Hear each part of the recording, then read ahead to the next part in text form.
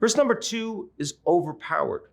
The United States right now is the world's largest petrostate. It produces 13.5 million barrels of oil a day. It exports some of it, but it is not producing anywhere near the electricity that it needs for the future. China, on the other hand, remains the world's biggest fossil fuel power user, but also is now the world's largest electricity producer. And it is expanding dramatically in precisely the areas of energy that are becoming cheaper. Petroleum is, of course, the big 20th century energy power, and still a lot of it is necessary to power the world.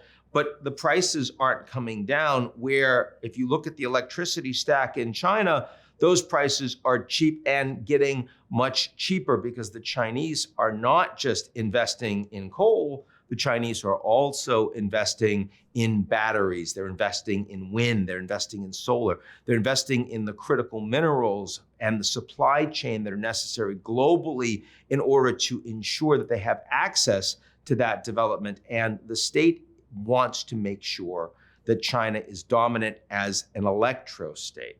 And the dynamic between the United States and China is going to become more asymmetrical on this issue. That is true domestically because the US is increasingly asking its own consumers and its industry to become more productive on the basis of energy prices that are going to be more expensive.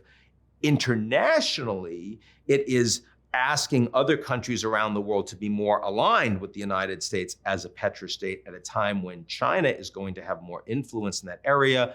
And also strategically, the US is making a massive bet on AI and on big frontier models that need all sorts of energy at a time when the Americans have a lot of the best companies, but they're not necessarily going to have the ecosystem that allows them to be successful.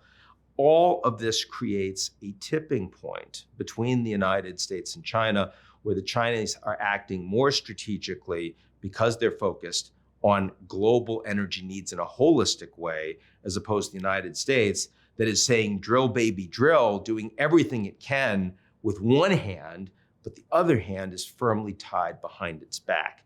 China has a smaller economy than the United States, but they are strategically in a much better position to increasingly win this battle. And in 2026, we're going to start seeing that play out.